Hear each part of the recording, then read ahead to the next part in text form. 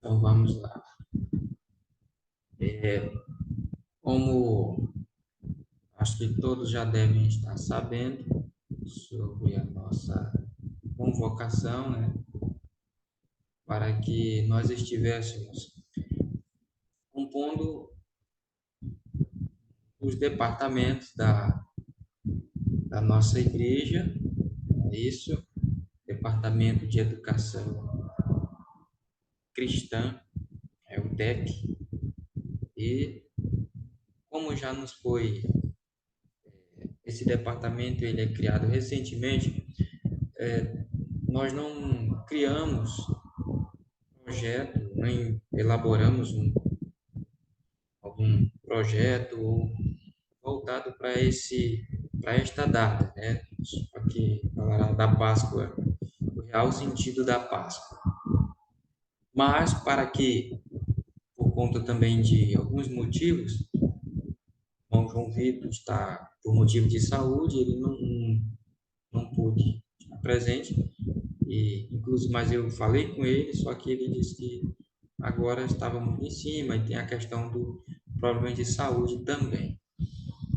Mas estamos aqui, né? Criamos algumas coisas para não ficar, não passar essa data sem que nós entendêssemos, né, o real propósito desta data. Então, foi a oportunidade para mim, João Vitor, né, que foi nos facultado na pessoa do pastor Márcio, nos confiou essa responsabilidade e nós trabalharemos em cima para honrar a, a responsabilidade que ele nos concedeu, certo? Então, de início, nós vamos falar um pouco sobre a Páscoa judaica, né? A Páscoa judaica é conhecida pelos judeus como Pasep, né? Ou Peshat, dependendo da pronúncia, que significa passagem e relembra a libertação do povo hebreu da escravidão no Egito há cerca de 3.500 anos, certo? Então, esse é só o início, é só o significado. Para nós entrarmos propriamente no assunto, nós vamos no decorrer da apresentação.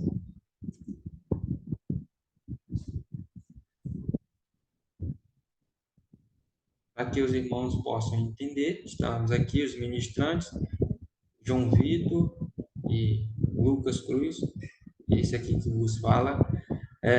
Nós temos a liderança do campo, a liderança geral e superior a nós, o pastor Antônio Márcio, o órgão é o Departamento de Educação Cristã, DEC, coordenadores João Vitor e Lucas.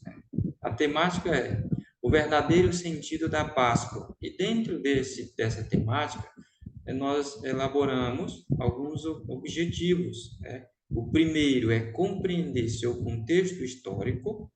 Segundo, analisar o seu desenvolvimento. E o terceiro é identificar seu caráter espiritual, né? Então, a Páscoa, a nossa apresentação, ela será desenvolvida em cima desses três objetivos, né? Então, para que nós possamos entrar propriamente no assunto, né? Então, nós temos aqui, ó, de início, quero saudá-los, os líderes, professores de, e membros, né, da Igreja do Senhor, que compõe o Campo de Pau d'Arco, com a paz do Senhor, certo? O calendário judeu ou calendário hebraico, ele é conhecido por ser um calendário lunisolar, isto é, que se baseia nos ciclos da lua e do sol. O calendário judeu é diferente do nosso. Inclusive, até a questão do dia para eles é diferente do nosso, porque o dia para os judeus começa do nascer do sol ao pôr do sol, certo? Vai das 7 da manhã às 6 da tarde é o dia para eles. No segundo ponto, a gente tem a Páscoa judaica, é comemorada anualmente no dia 14 de Nissan, ou Nissan, né? A primeira Páscoa foi comemorada pelos judeus enquanto eram escravos no Egito.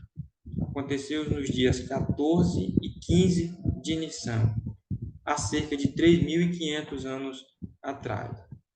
Então, a Páscoa ela não é algo que vem, não é algo que é de hoje, né? A Páscoa nós já sabemos que ela já tem o seu início histórico com os judeus. Inclusive, o nome Páscoa significa passagem, é a passagem do povo hebreu para o deserto. Eles estão saindo da escravidão do Egito para a liberdade. Né? Então, a palavra Páscoa significa essa passagem, essa mudança de contexto ou mudança de habitação. Né?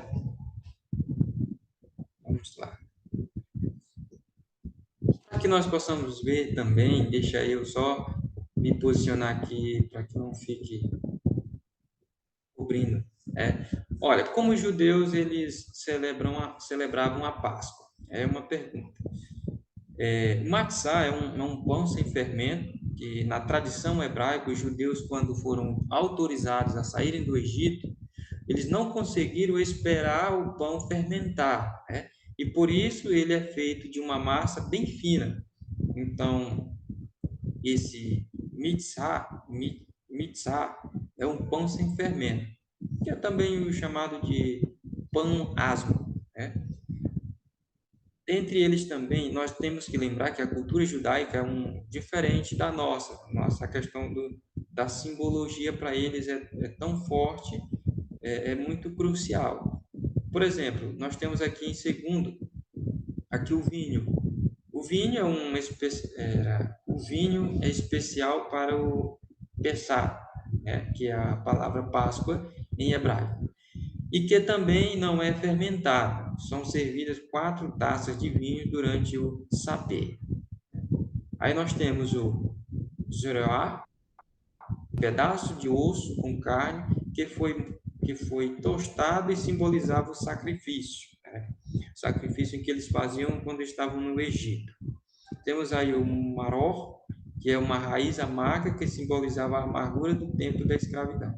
Vocês podem perceber que todas as vezes que eles estão colocando esses artifícios, eles estão colocando, simbolizando algo que eles viveram no período da escravidão no Egito, no período em que eles estiveram no Egito.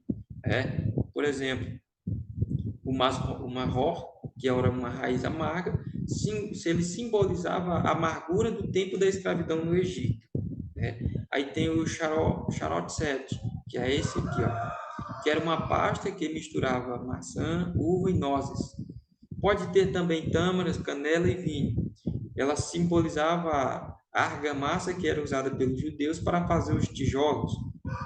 Vejam que eles trabalhavam muito com a simbologia. Inclusive, os judeus, só para dar um exemplo, eles colocavam o nome dos seus filhos com uma determinada situação em que eles estavam vivendo, né? Era a cultura em que eles estavam inseridos, era a cultura deles. Então, temos também a água salgada, que simbolizava as lágrimas e o suor derramado pelos judeus durante a escravidão, né? Eles usavam essa água salgada, que era para dizer que era a lágrima que eles derramavam por chorar, por almejar uma liberdade, eles choravam por isso. Choravam também. E o suor que eles derramavam durante o trabalho, certo? E tem o Beitzah, que é um ovo cozido que simbolizava a esperança pela recuperação do templo de Salomão. Simbolizava também o luto pela destruição do templo, né? Então, este ovo cozido, que era chamado de Beitzah, na língua deles, então trazia também uma questão simbólica. Vamos para frente.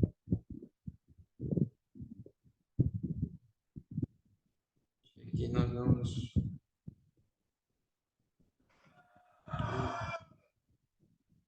passar.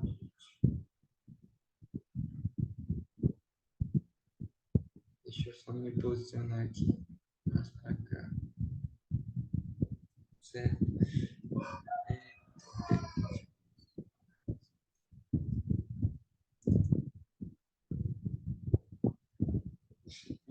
Passada. Deixa eu ver porque não quer passar, né? Eita, pai, tecnologia é uma benção, viu?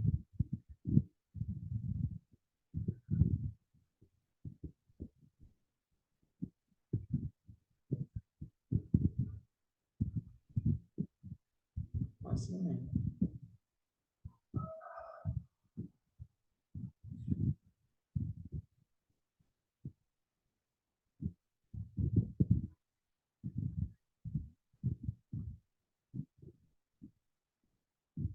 Deixa eu ver se agora vai. Pronto, foi.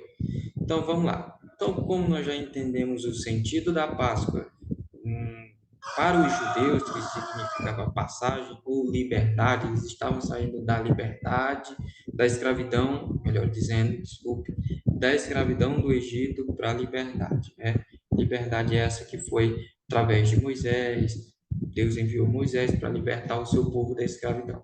Então, essa era o sentido da Páscoa para os judeus. E para nós, a Páscoa cristã.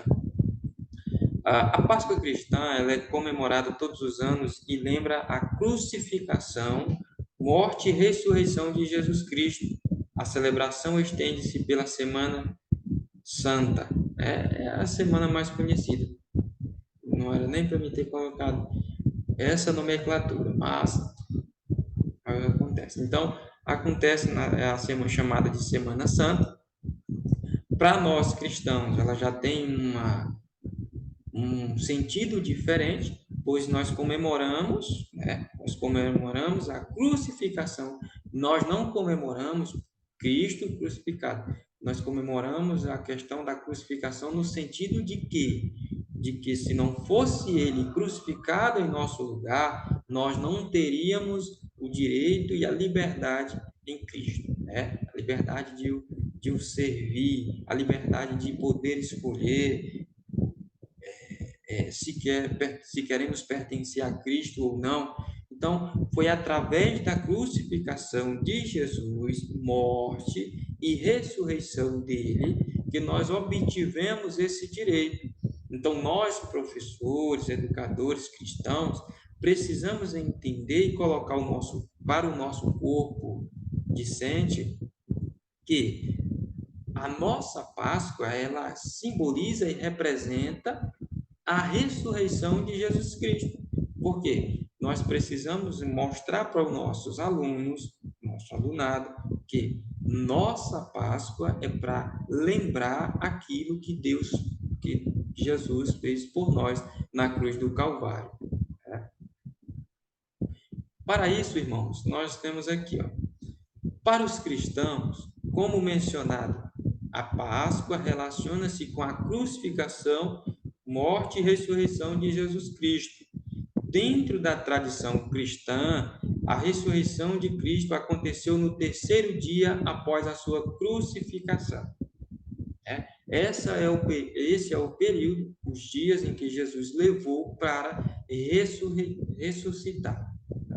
Então, para que nós entendamos também que essa ressurreição, nós temos também a base bíblica, para trazer como pressuposto para que nós possamos entender que a nossa fé ela está baseada na ressurreição de Cristo e a Páscoa para nós significa essa passagem, onde antes, como gentios, nós não tínhamos o direito, mas que esse direito foi confiabilizado na pessoa de Cristo, pela sua morte e ressurreição da cruz.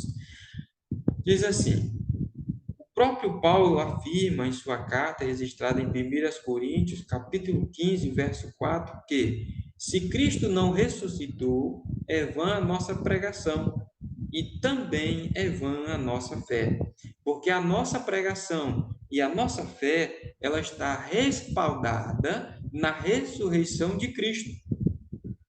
Então, nós precisamos enfatizar isso para os nossos educandos. Você professor de escola bíblica dominical, você líder de jovens, precisa inculcar na cabeça dos seus liderados essa responsabilidade, esse ensino. em que a nossa fé e a nossa pregação está respaldada na ressurreição de Cristo. Nós não, nós muitas vezes, nós como professores da ala cristã e do secular, às vezes nós queremos misturar as coisas. Muitas vezes nós somos influenciados, ao invés de influenciar, por aqueles que estão no mundo secular, pela mídia. Nós vamos ver até isso mais na frente. Então, nós não podemos nos moldar a este mundo, pegar a Páscoa e representar os moldes mundanos e modernos do secular. Não, nós temos a nossa forma de Páscoa e nós temos a nossa metodologia de ensino que é respaldado na pessoa de Cristo Jesus. Então, nós precisamos entender e ficar atento a essas mudanças. Deixa eu mudar aqui de lado. Então, vamos lá. Mas qual a origem ocidental? A resposta dessa pergunta está no século IV, depois de Cristo, quando foi realizado o Concílio de Nicéia no ano 325. Este concílio, ele começou homens se reuniram para falar em prol de como aconteceria a Páscoa, de como seria realizada, quais os artifícios, qual a simbologia, e isso veio no ano 325 depois de Cristo, no século IV, né?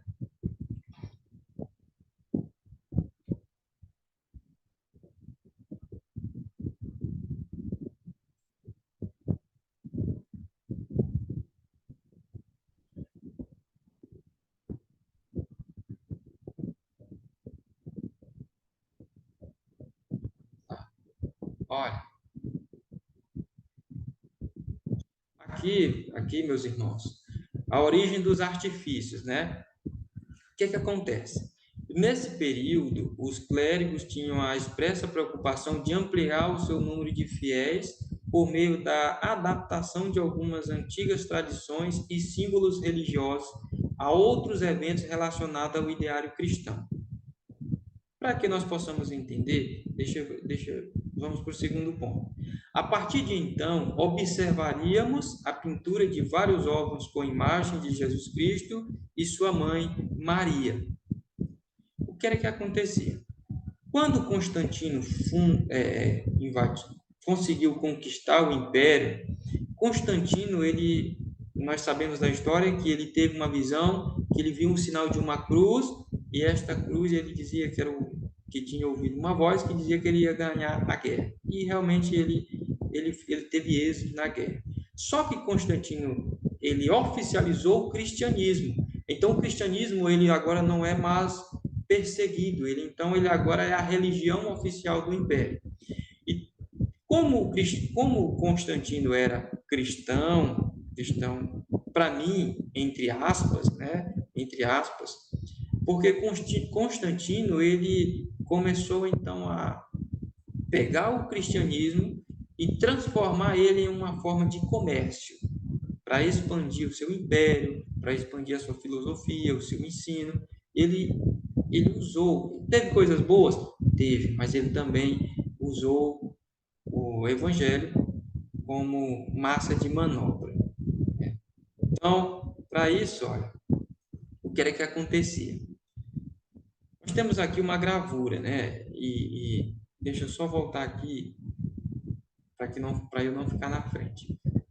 Esse é o pensamento pós-moderno. Como nós já ouvimos que esses ovos foram implementados pelos clérigos, o que era que acontecia?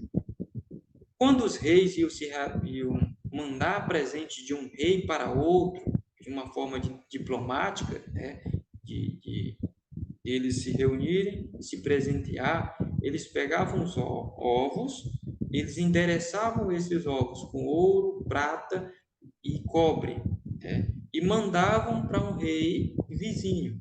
Então, aquele era o presente. Então, ele começou então a entrar os artifícios na Páscoa. E como eles viram que isso estava gerando dinheiro, estava gerando credibilidade, as pessoas estavam gostando daquela novidade, eles instituem e eles começam então a trocar isso por venda, começaram a comercializar esses artifícios. Nós temos uma gravura aqui que representa o mundo pós-moderno, né? O que é que acontece? Olha, nós temos Jesus aqui, ó. Nós temos Jesus deitado aqui, ó, sobre a cruz, e ele diz: Eu sou o Filho de Deus. Aí o coelhinho, olha, o coelhinho com o martelo na mão, né? A leitura de. Vamos lá. Aí o que é que vai acontecer? Quando esse coelhinho está na mão, ele diz aqui, ó: Eu sou o Papai Noel. Então, essa é a visão. Eles colocam Jesus em segundo, a morte de Jesus em segundo plano e vai fazer o quê? Vai comercializar, eles vão monopolizar esse papel no coelhinho da Páscoa, né? O coelhinho da Páscoa. E Jesus vai ficando em segundo plano. Para isso, olha, nós precisamos entender. Deixa eu isso aqui. Mas eu estou ficando na frente direto, né? Então vamos lá. Olha aqui a implementação do ovo de Páscoa. Implementação do ovo de Páscoa. No auge do período medieval, os nobres e reis de condições mais abastadas, eles costumavam comemorar a Páscoa presenteando os seus com o uso de ovos feitos de ouro, cravejados de pedras preciosas, até que chegássemos ao famoso e bem mais acessível, o ovo de chocolate. Que aqui, voltando um pouco àquilo que eu já tinha falado, que eles faziam isso, né, de uma forma diplomática, e isso foi só aumentando. Isso. Então vamos lá. Aplicação espiritual. Agora nós vamos para a aplicação espiritual. Já entendemos o contexto histórico, já entendemos como foi implementado, nós vamos para a aplicação espiritual. Todos nós Todos nós fomos escravizados pelo pecado e precisamos ser libertos. Deus prometeu trazer julgamento sobre o mundo, mas ele nos ofereceu um escape, Jesus Cristo. Os israelitas sacrificaram um cordeiro para salvar suas famílias. Deus sacrificou seu próprio filho para nos salvar. Durante a festa da Páscoa judaica, Jesus morreu na cruz em nosso lugar. Agora, quem crê em Jesus como seu Salvador está livre da condenação. Vamos lá. Quando os hebreus, os judeus hebreus estavam no Egito, que veio sobre eles, que Deus enviou o anjo da morte, que foi que Deus avisou para eles com antecedência, que eles matassem um cordeiro, e passasse o sangue daquele cordeiro no umbral das casas, para que, quando o anjo da morte passasse por ali, que ele olhasse para o sangue, a casa que estava com a marca do sangue do cordeiro, ele iria passar e pular aquela casa. Ele só iria prejudicar aquelas casas que não tinham a marca do sangue do cordeiro. Trazendo para o mundo espiritual, é a mesma coisa conosco. O que nos mantém fora da condenação eterna é o sangue de Jesus Cristo que foi derramado por nós na cruz do Calvário. Então, se hoje nós somos libertos da condenação do pecado, nós somos libertos por causa do sacrifício do Cordeiro, que era Jesus. Então, esse é o sentido espiritual da Páscoa. A liberdade que nós temos na pessoa de Jesus Cristo. O sacrifício, a forma sacrificial e vicária com que ele se entregou por nós. Então, por isso nós comemoramos. Então, volto a dizer, enfatize isso, professor. Enfatize isso, líder. Enfatize isso, nossos obreiros, aos seus liderados.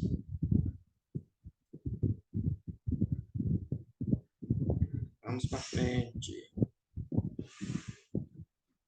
Aqui, ó, o sangue de Jesus é um sinal na vida de quem ama, protegendo do castigo eterno. Ele liberta da escravidão do pecado e dá uma vida nova. Agora todos podemos fazer parte do povo de Deus e viver em liberdade. Olha, algumas pessoas pensam que são livres. Entenda bem, você só é livre quando você pode tomar uma decisão em Cristo. Por exemplo, nós enquanto nós não estamos sobre a escravidão do pecado, enquanto está nos desejos da carne, escravidão do pecado, filhos da ira, nós não somos livres. Mas a partir do momento em que nós conhecemos a Jesus, aceitamos a Ele como nosso único e Salvador de nossas vidas, assim nós nos constituímos livres, porque nós não fazemos mais a vontade daquele que nos oprimia, né? Hoje nós temos a liberdade em Cristo. Então, por isso que a palavra dele vai dizer que nenhuma condenação há para aqueles que estão em Cristo Jesus.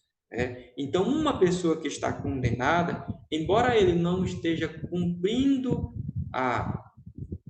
embora ele não esteja no momento sofrendo a condenação daquela repreensão, mas ele não pode dizer que ele é livre, porque existe uma condenação sobre ele. Ele não está cumprindo, ele não está recebendo ainda as consequências dessa condenação, mas ela já está sobre ele. Então não dá para dizer que é livre. É por isso que continuamos a celebrar a Páscoa, mas com um significado diferente do Antigo Testamento. Celebramos a libertação do pecado, o perdão do castigo e a vitória sobre a morte. A Páscoa é a celebração da salvação conquistada por Jesus Cristo. A nossa pregação ela tem que ser cristocêntrica.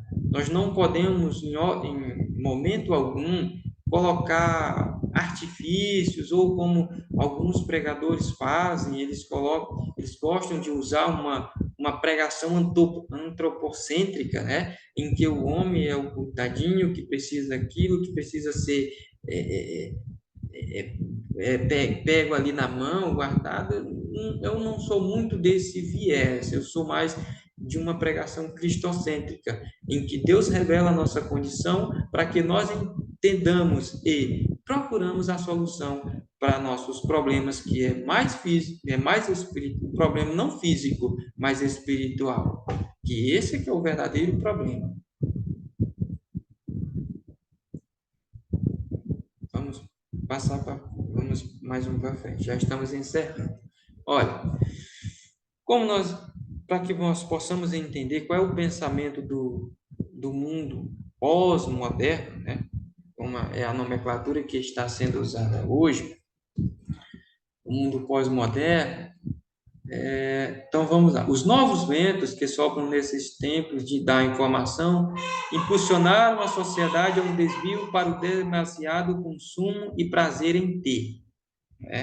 Sem dúvida, a economia é uma importante engrenagem que sustenta a sociedade contemporânea.